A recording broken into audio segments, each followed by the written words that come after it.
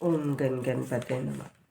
मैं अनुपजा ज्योतिष एडवाइजर। आध्यात्मिक इच्छा पूर्ति यात्रा में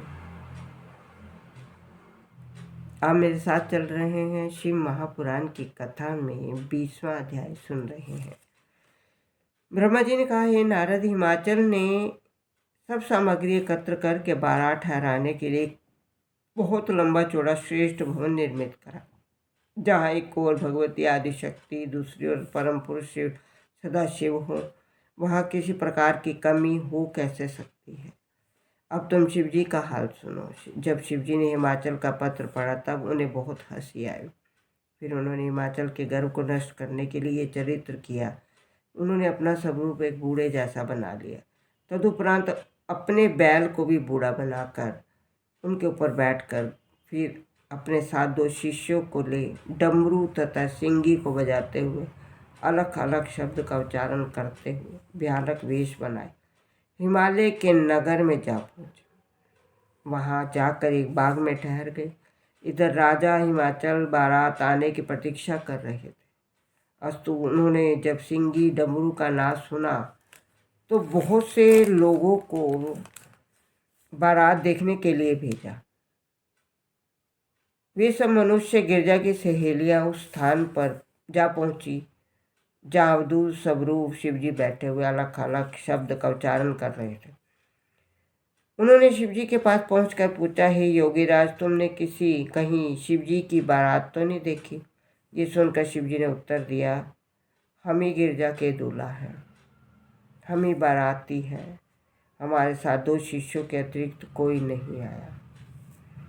हे नारद, शिवजी के मुख से निकले हुए इन शब्दों को सुनकर गिरजा की सखियों ने उन्हें गालियां देते हुए कहा, अरे पागल, तू हमारे राजा की पुत्री के लिए ऐसी बात क्यों कहता है? यदि तू ठीक ठाक बताएगा तो तूने बारात को नहीं देखा तो हम तुझे अच्छे भोजन खिलाएंगे और पहनाने के लिए श्रेष्ठ वस्त्र भी देंगे।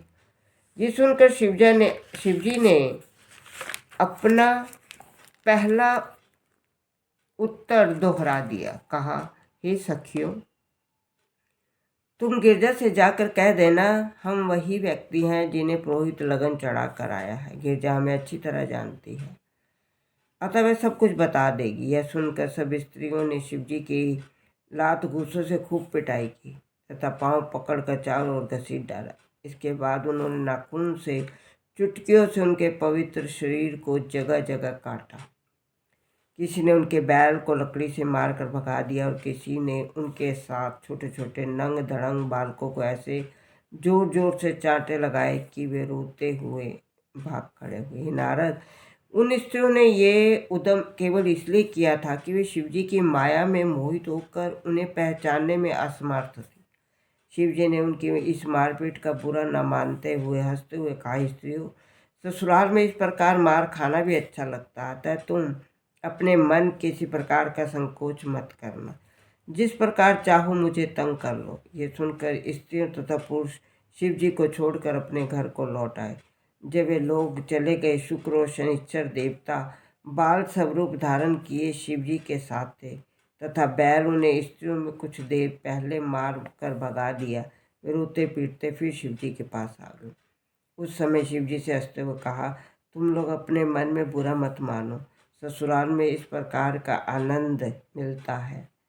परंतु जब उन लोगों ने शिवजी की इस बात से प्रसन्नता न मिली, तब शिवजी ने लौट कर जाती उन स्त्रियों के पीछे अपने झोले में से निकाल कर अनेक प्रकार के बर्रे छोड़ दिए। उन बर्रों ने स्त्रियों के कोमल शरीर को काट कर जगह जगह सुझा दिया। तब वे रोती पिटती चिल्लाती हुई बड़ी तेजी के साथ अपने घरों को भाग चले। उस अवस्था में वे सब गिरजा के समीप जा पहुंची। इसकी दुर्गति को देखकर स्त्रियां उनके साथ नहीं गई। वे बहुत प्रसन्न हुई, उन्हें चिढ़ाती हुई पूछने लगी, अरे सखियों, तुम्हारी ये दुर्गति किसने की? गिरजा भी उनके हालात को देखकर पहले तो हंसी, फिर कृपा दृष्टि द्वारा उन सबको स्वस्थ कर दिया। तदुपरांत उन्होंने पूछा, ये चरित्र कैसे हुआ, वे तुम मुझे बताओ। गिरजा के शब्दों को सुनकर स्त्रियों ने संपूर्ण कथा कह सुनाई। तब शिव जी के चरित्र को सुनकर गिरजा हंसने लगी। शिव महापुराण के आगे की कथा सुनने के लिए आप मेरा अगला वीडियो देखिए। ओम नमः शिवाय।